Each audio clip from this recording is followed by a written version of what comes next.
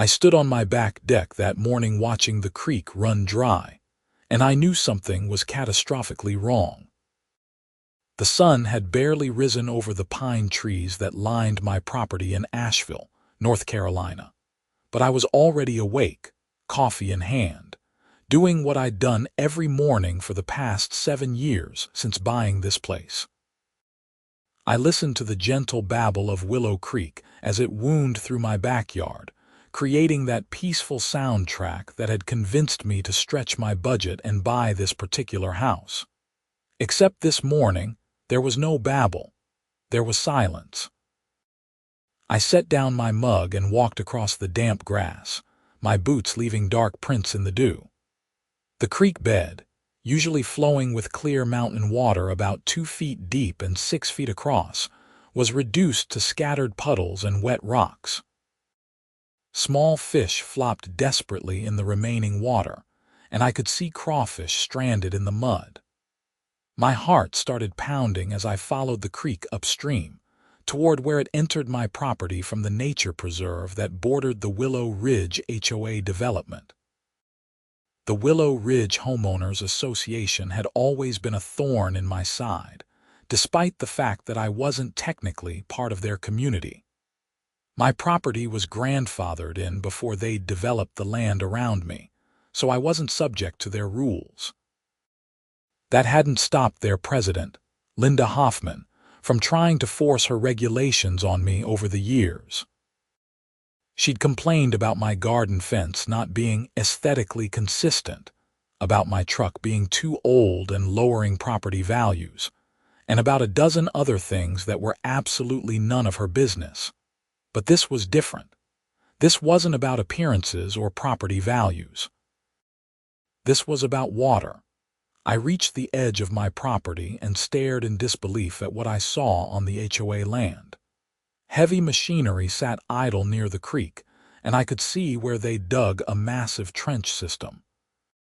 The natural flow of Willow Creek had been diverted into what looked like an elaborate irrigation system, with PVC pipes running in multiple directions across the preserve area.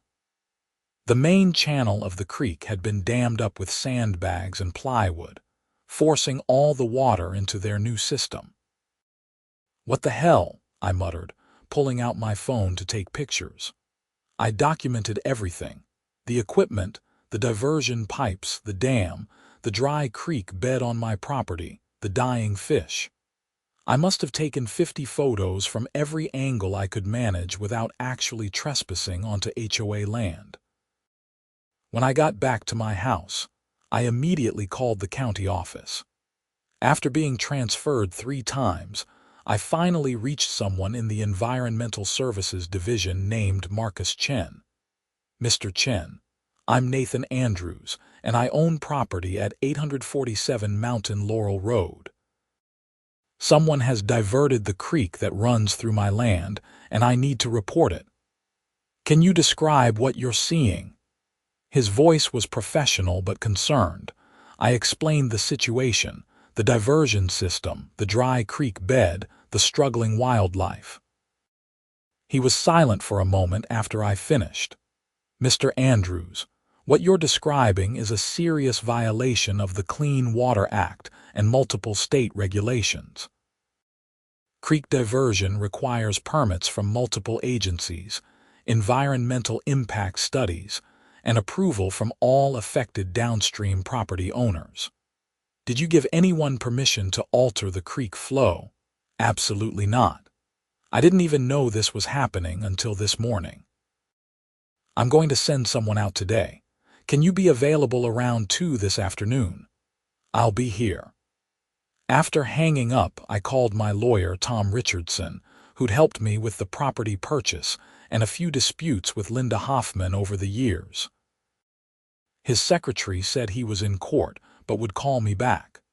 I spent the next hour checking on the creek every 15 minutes like it might magically refill itself. It didn't. If anything, it looked worse as the sun rose higher and started evaporating the remaining puddles. Tom called back around 11. I explained what had happened, and I could hear him typing notes as I talked. "Nathan, This is serious. Water rights are no joke, especially in North Carolina. The fact that they didn't notify you, didn't get your permission, and haven't even tried to contact you after the fact shows either incredible incompetence or deliberate malice. My money's on the latter, knowing Linda Hoffman, the HOA president. Yeah, I remember her from when she tried to claim your driveway was somehow under HOA jurisdiction. She's a piece of work. He paused. Look, let the county inspector come out, get their report, and then we'll decide on next steps. Document everything. Photos, videos, written notes with timestamps. If there's any wildlife dying because of this, document that too. Already on it. Good. Call me after the inspector leaves. The county inspector arrived at exactly 2 o'clock. Marcus Chen turned out to be a thin man in his 40s wearing khakis and a polo shirt with the county logo. He had a clipboard, a camera, and a very serious expression as I walked him back to the creek. "Oh, this is bad," he said immediately upon seeing the dry creek bed. "This is really bad." He spent the next hour documenting everything, taking water samples from the few remaining puddles, photographing the dead fish that had already succumbed, and checking the diversion system from my side of the property line. He used a drone to get aerial footage of the whole setup, which I thought was pretty clever. "Mr. Andrews, I need to go onto the HOA property to inspect the diversion system directly. Would you like to accompany me?" "Definitely." We crossed onto the preserve area, and Marcus's expression grew darker with every step. The diversion system was even more extensive than I'd realized. They'd created an entire network of underground pipes with multiple outlet points across what looked like new landscaping beds. Freshly planted trees and shrubs dotted the area, all connected to this elaborate irrigation system fed by my creek. "This is incredibly illegal," Marcus said, shaking his head. "They've diverted an entire waterway without any permits whatsoever. They've destroyed wetland habitat, impacted downstream water rights, and caused demonstrable harm to the ecosystem. I need to find out who authorized this." As if on cue, a white Lexus SUV pulled up on the nearby HOA road, and Linda Hoffman emerged. She was exactly what you'd expect from her name. Mid-50s, blonde highlights, oversized sunglasses, and an expression that suggested the world was constantly disappointing her. "Excuse me, you're trespassing on private HOA property," she called out, her voice sharp. Marcus held up his county ID. "Marcus Chen, Environmental Services, and you are Linda Hoffman, president of the Willow Ridge Homeowners Association.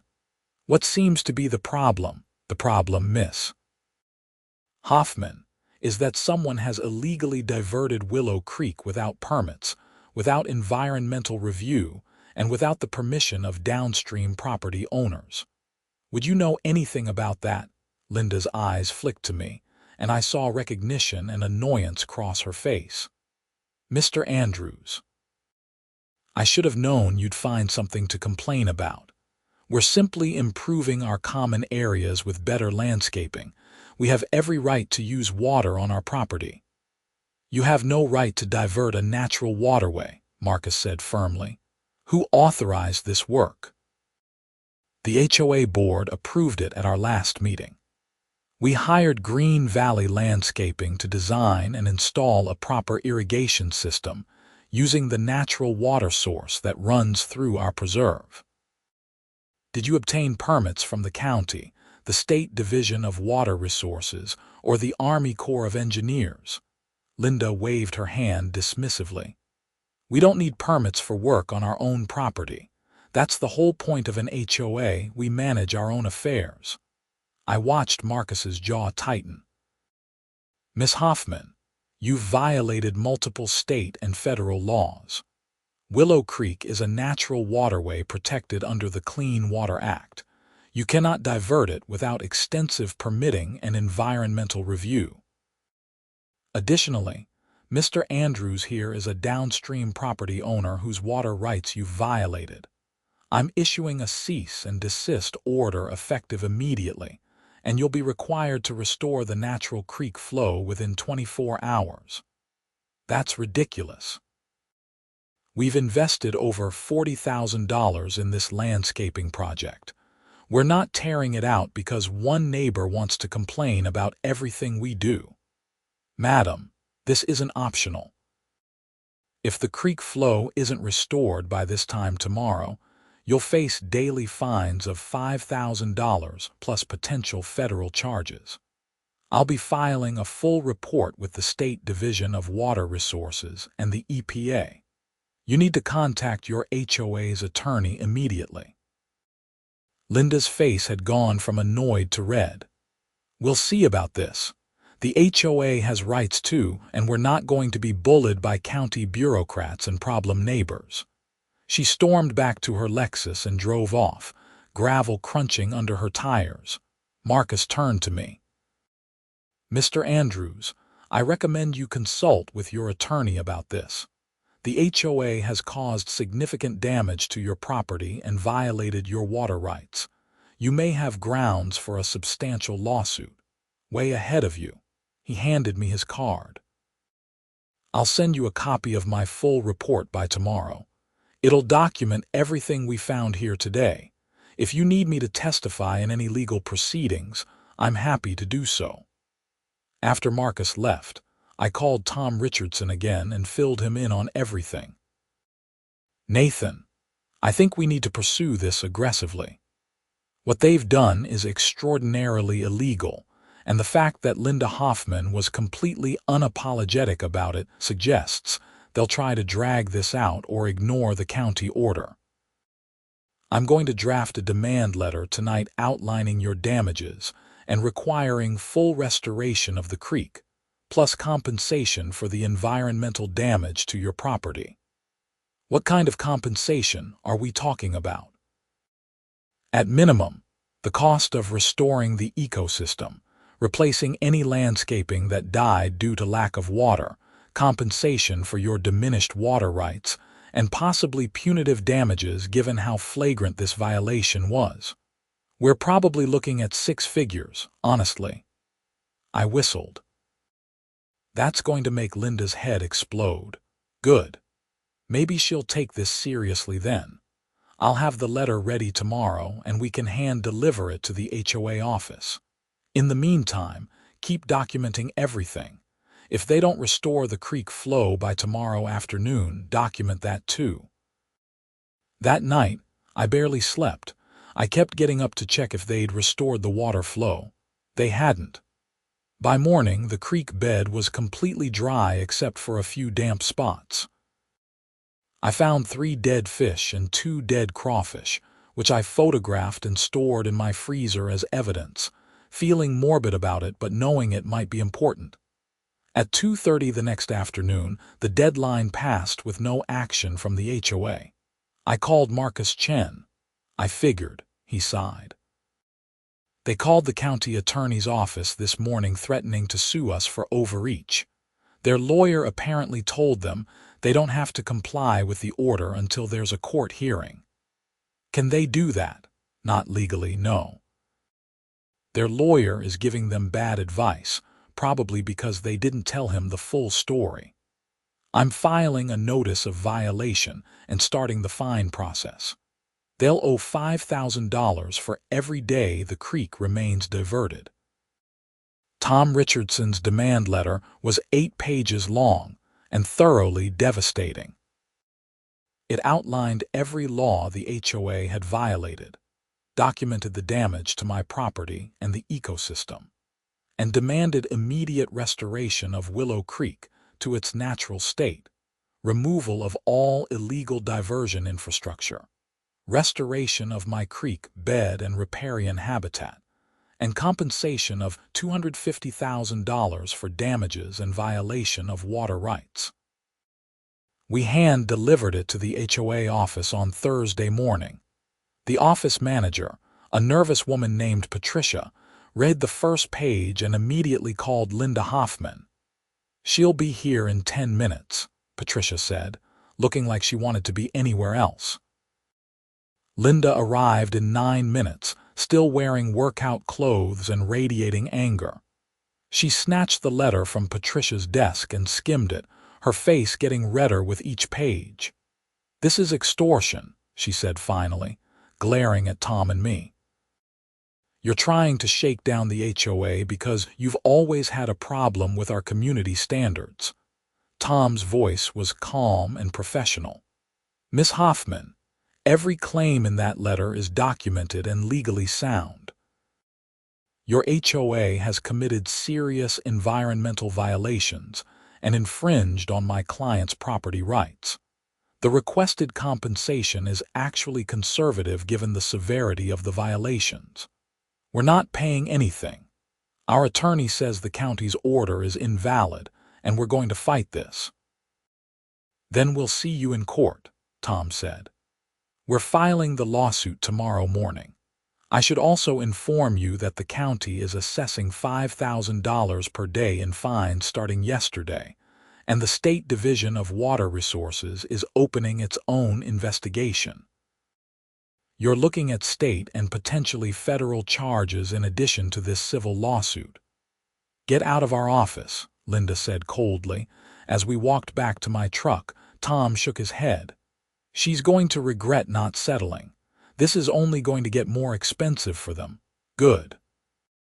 We filed the lawsuit Friday morning in Buncombe County Superior Court. The local paper picked up the story by Monday, running a piece titled "HOA Faces Lawsuit Over Illegal Creek Diversion."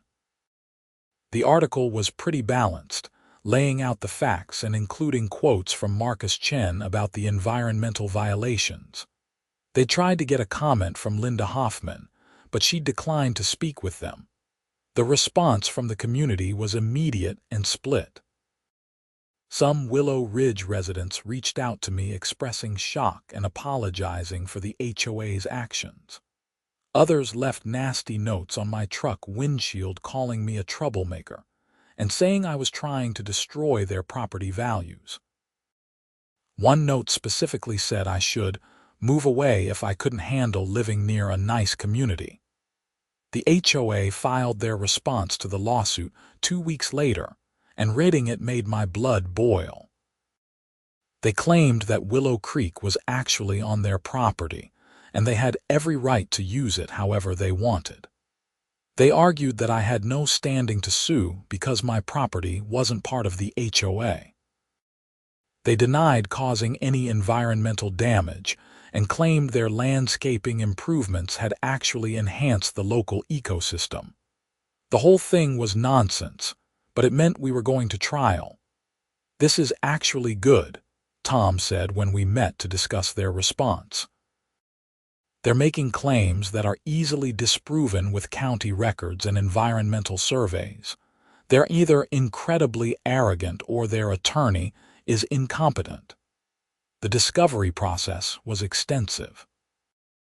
We subpoenaed HOA board meeting minutes, financial records, and all communications about the landscaping project. What we found was damning. The board had discussed the creek diversion at 3 separate meetings, and multiple board members had raised concerns about needing permits. Linda Hoffman had dismissed these concerns every time, saying it was their property and their water to use as they saw fit. One board member, Donald Krieger, had specifically warned that diverting the creek could violate downstream property owners' rights, and Linda had responded in the minutes that I was a nuisance neighbor who would complain about anything, and they should ignore his inevitable whining. Even better, we found emails between Linda and the landscaper where she specifically instructed them to prioritize keeping costs down over getting permits. "We don't need permission from the county to improve our own property," she'd written. "Just get it done." Meanwhile, the fines were piling up. The HOA still hadn't restored the creek flow, claiming they were waiting for the court to rule on whether they were required to do so. The county was now assessing $7,500 per day, because the violation had continued past 30 days. The HOA was on the hook for over $200,000 in county fines alone. The State Division of Water Resources completed their investigation and filed formal charges against the HOA for violations of the Water Use Act and destruction of protected wetlands. The EPA also opened an investigation for Clean Water Act violations. Tom and I met with an environmental restoration specialist named Dr. Sarah Martinez, who surveyed the damage to my creek and the surrounding ecosystem. Her report was thorough and depressing. The creek diversion had destroyed habitat for at least 15 species, killed an estimated 2,000 fish and countless invertebrates, caused erosion in my creek bed that would take years to naturally repair, and damaged the riparian vegetation along the banks. She estimated that proper restoration would cost at least $175,000 and take 2 to 3 years to fully complete. This is one of the worst illegal diversions I've seen in my career, Dr. Martinez told me as we stood by the dry creek bed. Whoever authorized this had no understanding of aquatic ecosystems or environmental law. The damage extends far beyond your property too. Downstream users are also being affected. Can it be fixed? Yes, but it'll take time and money. They need to immediately remove the diversion system and restore natural flow. Then we need to repair the creek bed, replant riparian vegetation, and potentially reintroduce some species that were wiped out. It's doable, but it's a major project. We submitted Dr. Martinez's report as part of our lawsuit, and Tom amended our complaint to increase the requested damages to $450,000 based on her restoration cost estimates, plus compensation for the ongoing violation of my water rights. The local news picked up the story again when the state filed charges, and this time the coverage was less balanced. The reporter interviewed several environmental experts who were universally critical of the HOA's actions. One professor from UNC Asheville called it an astonishing display of environmental ignorance and disregard for the law.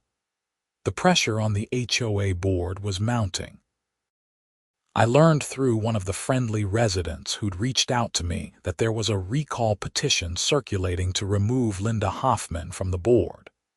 She was refusing to step down and was apparently telling residents that I was engaging in a vendetta against the community.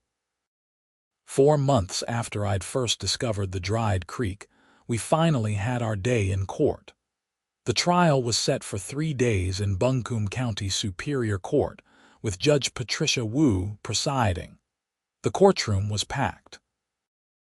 Dozens of Willow Ridge residents showed up, some supporting the HOA and others clearly there to watch Linda Hoffman face consequences. Several environmental groups had also sent observers, interested in the precedent this case might set. Tom made our opening statement, clearly laying out the facts. The HOA had illegally diverted Willow Creek without permits, violated my water rights as a downstream property owner, caused massive environmental damage, and refused to comply with county orders to restore the creek. He emphasized that this wasn't a mistake or an oversight but a deliberate decision to ignore the law because they didn't think it applied to them. The HOA's attorney, a man named Gerald Pitts who looked like he'd rather be anywhere else, argued that the HOA had been trying to improve their common areas and had relied on their landscaping contractors' assurances that permits weren't needed. He tried to downplay the environmental damage and suggested that my lawsuit was motivated by a long-standing grudge against the HOA. The first day of testimony was mostly technical. Marcus Chen walked the court through his inspection, the county regulations that had been violated, and the ongoing fines. A representative from the State Division of Water Resources testified about the state violations and the wetlands that had been destroyed. Dr. Martinez presented her findings about the ecosystem damage and restoration requirements. The HOA's defense tried to poke holes in the testimony, suggesting that the environmental damage was exaggerated and that the creek would naturally recover if left alone. But their own expert witness, a landscaper they'd hired, admitted under Tom's cross-examination that he wasn't qualified to assess aquatic ecosystem damage and had no expertise in environmental restoration. So you're not a biologist, not an ecologist, not a hydrologist, and you've never been involved in stream restoration? Tom asked. No, but I've designed a lot of irrigation systems. Have any of those irrigation systems involved diverting natural waterways? The landscaper hesitated. Not exactly like this, no. In fact, isn't it true that you specifically advised the HOA that they should obtain permits before proceeding with this project? I saw Gerald Pitts tense up, and the landscaper looked uncomfortable. I mentioned that they might want to check with the county, yes. And what did Miss Hoffman tell you when you mentioned that? She said they didn't need permits for work on HOA property, and I should just proceed with the installation. Tom nodded slowly. So to be clear, you warned them, they ignored your warning, and now we're all here in court. I guess so, yeah. The second day was when things got really interesting. Tom called Linda Hoffman to the stand, and I could see she was furious about having to testify. She took the stand wearing a navy blue suit and an expression of supreme annoyance. Tom started gently, establishing the timeline of events and the HOA board's decision-making process. Linda was curt but composed, sticking to her story that they'd been improving the property and hadn't realized they needed permits. Then Tom introduced the board meeting minutes and emails into evidence. Miss Hoffman, I'm showing you the minutes from the March 15th board meeting. Do you see where board member Donald Krieger raised concerns about needing permits to divert the creek? I see that, yes. And what was your response? I told the board that we didn't need permits for work on our own property. Were you an expert in environmental law? No. But I'd served on HOA boards for 15 years. I understood property rights. Did you consult with an attorney before making that determination? Linda hesitated. Not specifically about that issue, no. So you made a legal determination about environmental permitting based on your experience as an HOA president, despite having no legal training and despite a board member raising specific concerns. I made a reasonable judgment call. Let me show you this email exchange with Green Valley Landscaping. Tom pulled up the email on the courtroom screen. This is you telling them to prioritize keeping costs down over getting permits. Can you explain that? I was trying to be fiscally responsible with the HOA's money. By deliberately avoiding the permit process. By not wasting money on unnecessary bureaucracy. Miss Hoffman, did you know that Nathan Andrews owned property downstream from the creek? Of course. He's been a problem neighbor for years. In what way has he been a problem? He refuses to maintain his property to community standards. His truck is an eyesore, his fence doesn't match the neighborhood aesthetic, and he's generally uncooperative whenever the HOA tries to improve the area. Is Mr. Andrews part of the Willow Ridge HOA? No. So he's not actually subject to your community standards, is he? Linda's jaw tightened. Technically no, but his property affects our property values. Did you notify Mr. Andrews before diverting the creek that runs through his property? It's not his creek. It runs through HOA land. Miss Hoffman, county records clearly show that Willow Creek is a natural waterway that predates all development in this area and runs through Mr. Andrews's property. Did you notify him before cutting off his water supply? I didn't think it was necessary. You didn't think it was necessary to notify a downstream property owner that you were eliminating their water source. The creek was on our property. We had a right to use that water. Tom paused, letting her answer hang in the air. Miss Hoffman, let me show you another excerpt from the board minutes. This is from the April 2nd meeting after the creek diversion was completed. Do you see where you described Mr. Andrews as a nuisance neighbor who would complain about anything and said the board should ignore his inevitable whining? Linda shifted in her seat. I may have said something like that. You did say that. It's in the official minutes.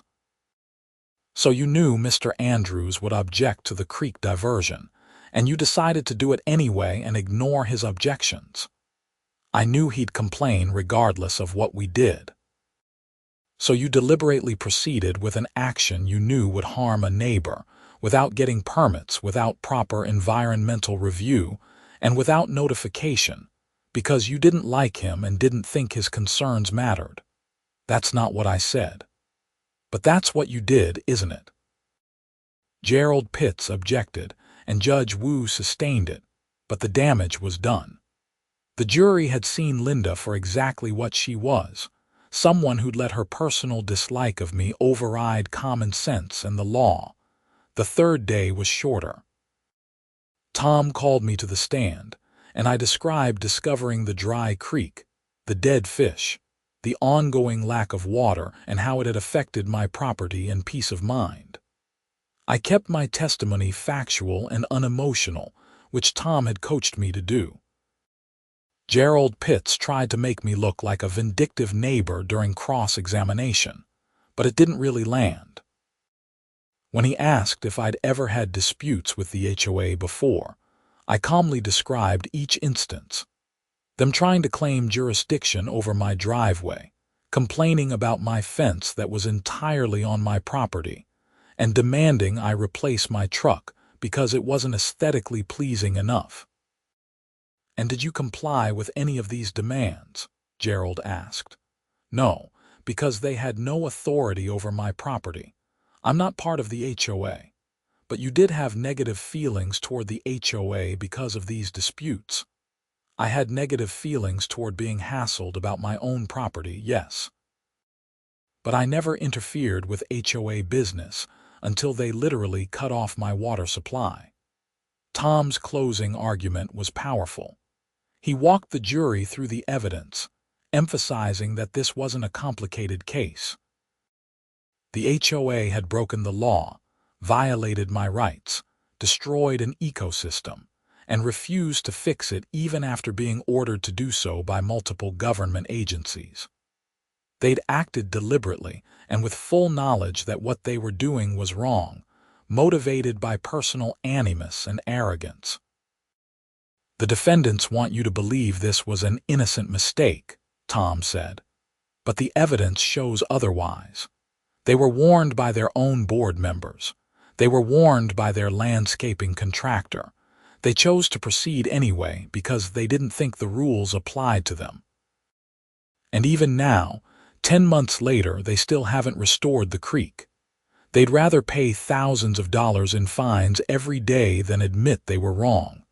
That's not a mistake. That's willful, malicious disregard for the law and for my client's rights.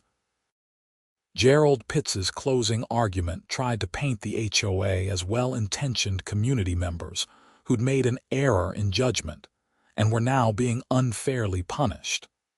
He argued that the requested damages were excessive and that the environmental damage would naturally repair itself over time. The jury deliberated for less than 4 hours. When we returned to the courtroom, my heart was pounding. Judge Wu asked the jury foreman, a retired teacher named Margaret Foster, if they'd reached a verdict. We have, Your Honor. In the matter of Andrews versus Willow Ridge Homeowners Association, what is your verdict? We find in favor of the plaintiff, Nathan Andrews. I felt Tom squeeze my shoulder as relief flooded through me. And what damages do you award? We award compensatory damages of $375,000 for restoration costs and violation of water rights.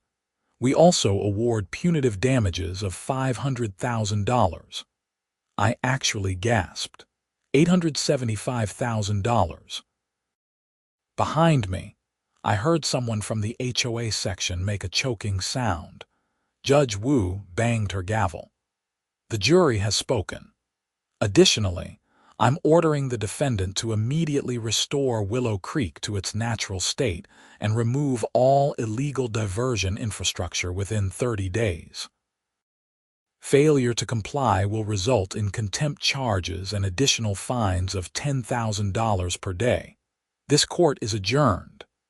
As people filed out of the courtroom, several Willow Ridge residents came up to congratulate me. One woman, Barbara Stockton, shook my hand warmly. "Thank you," she said. "That woman has been terrorizing our neighborhood for years. Maybe now we can get some sane leadership." Linda Hoffman stormed past without making eye contact, Gerald Pitts hurrying after her trying to discuss appeal options. Tom and I went out for a celebratory dinner that night at a nice restaurant downtown. Over steaks and beer, we toasted to justice and environmental protection. "They'll appeal," Tom said, "but I don't think they'll win. The evidence was too strong and Linda's testimony really sank them." "What about the state and federal charges?" "Those are still pending. The state will probably offer a plea deal that includes more fines and mandatory restoration. The federal charges might get dropped if they comply with everything else, but that's not really our problem anymore." The HOA filed their appeal 3 weeks later, but they also finally began restoring the creek. I watched with deep satisfaction as crews removed the diversion system, tore out the irrigation pipes, and demolished the dam they'd built. The water started flowing again that same day. It was like watching my property come back to life. Within hours, I could hear the babble of moving water again. Within days, birds returned to the creek banks. Within weeks, I spotted fish swimming in the deeper pools. Dr. Martinez oversaw the full restoration project, which the HOA was paying for as part of the judgment. They rebuilt the creek bed, replanted native vegetation along the banks, and installed monitoring equipment to track the ecosystem's recovery. She estimated it would take about 2 years for full recovery, but the creek was already looking healthier than it had since the diversion. The appeal was denied 6 months later. The appellate court found that the original verdict was well supported by the evidence, and that punitive damages were appropriate given the HOA's willful misconduct.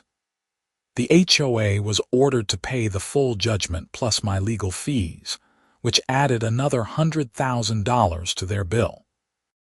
Linda Hoffman was removed from the HOA board by a recall vote 3 weeks after the appeal was denied. She and her husband put their house up for sale shortly afterward and moved out of Willow Ridge within 3 months. I heard through the neighborhood grapevine that they'd relocated to Florida. The state charges were resolved with a plea agreement. The HOA paid $200,000 in fines, agreed to place a conservation easement on the preserve area to prevent future illegal modifications, and was placed on probation for 5 years. Any future violations would result in criminal charges against individual board members. The federal EPA charges were dropped once the HOA complied with all restoration requirements and paid the state fines. The new HOA board, led by Donald Krieger, the same board member who'd warned about needing permits, reached out to me a few months after Linda left. Donald came to my house with an apology and an olive branch. "Nathan, I want you to know that most of the residents never supported what Linda did. We're horrified by the whole situation, and we're committed to being good neighbors going forward." "I appreciate that, Donald. We're actually planning to create some walking trails through the preserve area once the restoration is complete. We'd love to connect them to your property if you're interested. Give people access to enjoy the creek properly. I thought about it. I'd be open to discussing that, with proper easements and agreements in writing, of course, he laughed. Of course. We've learned our lesson about doing things properly. The walking trails were completed the following spring, and they turned out beautifully. The HOA hired a proper environmental consultant who ensured the trails didn't impact the creek or the recovering habitat. They installed informational signs about the local ecosystem and the importance of protecting waterways. One sign even mentioned the restoration project, though it tactfully avoided explaining why restoration had been necessary. I started using the trails regularly for my morning walks, enjoying watching the creek ecosystem continue to recover. The fish populations were rebounding, and Dr. Martinez's monitoring showed that water quality had returned to pre-diversion levels. She told me that in another year, you wouldn't be able to tell there had ever been a problem. The money from the lawsuit was substantial, even after legal fees. I used some of it to make improvements to my property, including a new deck with a perfect view of the creek. I also donated $50,000 to a regional watershed protection organization in honor of Marcus Chen and Dr. Martinez, both of whom had been instrumental in documenting and addressing the damage. 2 years after I'd first stood on my deck and heard silence instead of flowing water, I stood there again on an early morning with my coffee.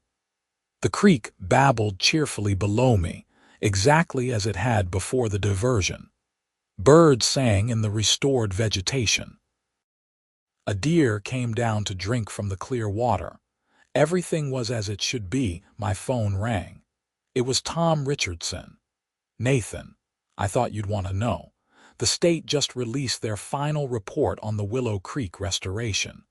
Dr. Martinez says the ecosystem has made a complete recovery. All target species have returned, water quality is excellent, and the habitat is actually healthier than it was before because of all the restoration work. That's great news. It really is. You know, this case has become something of a landmark. I've had 3 other attorneys contact me about similar situations where HOAs or developers have illegally modified waterways. Your lawsuit is being cited as precedent. Good. Maybe it'll make people think twice before they mess with natural resources. One can hope. Anyway, I just wanted to give you the update. Enjoy your creek. I hung up and took a sip of coffee, listening to the water and feeling profoundly grateful. Not just for winning the lawsuit or getting the creek restored, but for the reminder that sometimes standing up for what's right, even when it's difficult and expensive and time-consuming, actually works out. Linda Hoffman had tried to bully me into accepting her illegal actions, banking on me being too intimidated or too broke to fight back. She'd underestimated my attachment to this property and this creek, and she'd catastrophically underestimated how seriously the law takes environmental protection and water rights. The whole ordeal had taken nearly 3 years from start to finish, counting the restoration period. 3 years of stress, legal battles, uncertainty, and conflict. But standing there that morning, listening to my creek flow exactly as it should, I knew it had been worth every moment. I'd learned that HOAs can get away with a lot of overreach, but there are limits. You can't just decide that laws don't apply to you because you're used to making rules and having people follow them. You can't destroy natural resources and violate property rights just because you don't like your neighbor. And you definitely can't ignore court orders and government agencies and expect there to be no consequences. The Willow Ridge HOA had learned these lessons the hard way, to the tune of well over $1 million when you added up the judgment, legal fees, restoration costs, state fines, and county penalties. It had cost them their president, their reputation, and a huge chunk of their reserve funds. But the creek was alive again. The ecosystem had recovered, and I had my morning soundtrack back. A few weeks later, I was working in my garden when Barbara Stockton walked up my driveway. She lived 3 houses into the Willow Ridge development and had been one of the residents who'd reached out to support me during the lawsuit. "Nathan, I hope you don't mind me dropping by unannounced." "Not at all. What can I do for you? I wanted to give you this." She handed me a card signed by over 50 Willow Ridge residents. It thanked me for standing up to Linda Hoffman and for fighting to restore the creek. Several people had written personal notes expressing how embarrassed they'd been by the HOA's actions and how glad they were that it had been made right. "This means a lot, Barbara. Thank you. We mean it. What Linda did was unconscionable, and a lot of us felt helpless to stop her. She ran that board like a dictatorship. You didn't just save your creek, you saved our neighborhood from her tyranny." After Barbara left, I sat on my deck reading through all the messages in the card. It was a good reminder that the actions of one person, even someone in a position of authority, don't represent an entire community. Most people in Willow Ridge were decent folks who just wanted to live peacefully in their homes. They'd been as horrified by Linda's actions as I had been. The following month, Donald Krieger invited me to speak at an HOA board meeting about water rights and environmental protection. I was hesitant at first, but Tom encouraged me to do it. "It's a chance to educate people and maybe prevent this from happening somewhere else," he said, so I went. The meeting room was packed with curious residents, and I spent 30 minutes talking about what had happened, why it mattered, and what I'd learned about environmental law and property rights. I emphasized that I wasn't anti-HOA, just anti-illegal behavior. "Look, HOAs serve an important purpose," I told the crowd. "They maintain common areas, organize community activities, and help preserve property values, but they're not above the law. When your HOA makes decisions, especially ones that impact natural resources or neighboring properties, they need to do their due diligence. Get proper permits, consult with experts, follow the law. It might seem like unnecessary bureaucracy, but these rules exist for good reasons." Several residents asked questions about how they could ensure their HOA operated legally and ethically. I referred them to Tom Richardson and gave them Marcus Chen's contact information at the county environmental office. One older man stood up near the end. "Mr. Andrews, I want to apologize. I was one of the people who left a nasty note on your truck during the lawsuit. I thought you were just being a troublemaker and trying to shake down the HOA for money. I didn't understand what Linda had actually done. I'm sorry." The room went quiet. I could see the man was genuinely embarrassed and remorseful. "I appreciate that," I said. "And I understand why some people thought that way. Linda was good at spinning the narrative to make herself look like the victim. The important thing is that the truth came out and things got made right." After the meeting, several people came up to shake my hand and thank me for speaking. Donald walked me to my truck. "That went really well. I think you changed some minds tonight." "I hope so. I just don't want anyone else to go through what I went through, or to see another creek get destroyed because someone thought they didn't need to follow the rules." "Well, I can promise you that this HOA has learned its lesson. We're actually working with the county to develop best practices for HOAs dealing with natural resources on their properties. Your case is going to be part of the training materials." 6 months later, I received notice that the conservation easement on the Willow Ridge Preserve had been finalized. The language specifically protected Willow Creek and prohibited any modifications to natural waterways without approval from multiple agencies. It was binding in perpetuity, meaning that no future HOA board could ever try what Linda had attempted. I also received the final payment from the judgment. The HOA had been making monthly installments, but they'd finally paid it off in full. $875,000 plus legal fees. I deposited the check and immediately contacted my financial advisor about investing most of it wisely. That evening, I invited Tom Richardson and Marcus Chen over for a barbecue to celebrate. We sat on my deck, drinking beer and listening to the creek while steaks sizzled on the grill. You know, Nathan, in 20 years of practicing law, this is one of the most satisfying cases I've ever worked, Tom said. It's not often you get such a clear-cut situation where the good guys actually win and things get made right. I'll second that, Marcus added.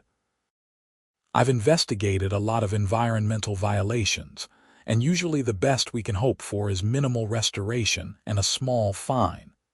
Actually seeing a complete ecosystem recovery and serious consequences for the violators, that's rare. I couldn't have done it without both of you, I said honestly. If Marcus hadn't taken it seriously from day one and documented everything thoroughly, and if Tom hadn't been willing to take on a fight against an HOA with deep pockets, none of this would have happened. Well, you were the one who had the courage to fight back, Tom said. A lot of people would have just accepted what happened and moved on. You didn't. I couldn't. This creek, this property, this is my home. Linda Hoffman thought she could just take that away because she didn't like me and didn't think I'd fight back. She was wrong. We clinked beer bottles and watched the sun set over the creek, painting the water gold and orange. It was perfect. The story made one final appearance in the news about a year later, when a regional environmental magazine did a feature on watershed protection and restoration. They interviewed me, Dr. Martinez, and Marcus Chen about the Willow Creek case. The article used it as an example of how individual property owners can play a crucial role in protecting natural resources and holding violators accountable. Mr. Andrews could have just complained online or given up when the HOA refused to fix the problem. The article quoted Dr. Martinez. Instead, he pursued every legal avenue available and didn't stop until the creek was fully restored. That persistence made all the difference. The article also noted that in the 3 years since the diversion, there had been a significant increase in HOA boards consulting with environmental professionals before undertaking projects near waterways. The Willow Creek case had apparently scared a lot of people straight. I framed a copy of the article and hung it in my home office, next to a photo of the dry creek bed from that first terrible morning and another photo of the fully restored creek. The before and after images were stark. In the first photo, you could see the desperation and death. Dry rocks, stranded fish, cracked mud. In the second photo, clear water flowed over smooth stones. Green vegetation lined the banks, and you could almost hear the life in the image. Those photos reminded me why I'd fought so hard. It wasn't really about the money, or about beating Linda Hoffman, or even about protecting my property rights, though all of those things mattered. It was about the creek itself, about the ecosystem that depended on it, about preserving something beautiful and natural in an increasingly developed world. 5 years after the diversion, I was working from home when I saw a group of people walking the trails through the preserve. A woman was pointing out different plants to what looked like a group of students, explaining the creek ecosystem and the importance of riparian habitats. I recognized her as a biology teacher from one of the local high schools. I walked down to say hello. "Mr. Andrews," she said cheerfully. "I was hoping we might run into you. Class, this is Nathan Andrews, the property owner who fought to save Willow Creek. The students, about 15 teenagers, looked at me with interest. I'm teaching a unit on environmental stewardship and local ecology, the teacher explained. Willow Creek is now one of the best examples in the region of successful restoration after human damage. We use it as a case study. Would you be willing to tell them about what happened? She asked. Just briefly. So I spent 20 minutes telling those high school students about discovering the dry creek, fighting the lawsuit, and watching the ecosystem recover. They asked surprisingly thoughtful questions about water rights, environmental law, and how regular citizens can protect natural resources. One girl raised her hand. Were you scared to sue the HOA? I mean, they must have had a lot more money than you. Terrified, I admitted. I knew it could cost me everything if I lost, but some things are worth fighting for, and this creek was one of them. Sometimes you have to stand up for what's right even when it's scary. That's what we're trying to teach, the biology teacher said. Environmental protection isn't just about scientists and government agencies. It's about regular people caring enough to take action. After they left, I stood by the creek for a while, thinking about those students. Maybe one of them would grow up to be an environmental lawyer or a restoration ecologist, or just a conscientious citizen who understood the importance of protecting natural resources. Maybe my fight with the Willow Ridge HOA would inspire them to stand up for something they believed in. That thought made all the stress and expense and conflict feel worthwhile in a whole new way. I still live in my house on Mountain Laurel Road, and I still start every morning with coffee on the deck, listening to Willow Creek babble past. The sound never gets old. Every morning, it reminds me that justice is possible, that persistence pays off, and that natural systems are remarkably resilient when given the chance to recover. Linda Hoffman is somewhere in Florida, probably terrorizing a different HOA. The Willow Ridge Homeowners Association is now run by reasonable people who understand that rules apply to everyone. The creek flows as it should, supporting the ecosystem and providing that peaceful soundtrack that made me fall in love with this property in the first place. And I've learned that sometimes the best thing you can do is refuse to back down when someone with authority tries to take something precious from you. Stand your ground, document everything, find good allies, and fight for what's right. It won't always be easy and it won't always be quick, but sometimes, just sometimes, the good guys win. Every time I hear that creek flowing, I'm reminded that this was one of those times.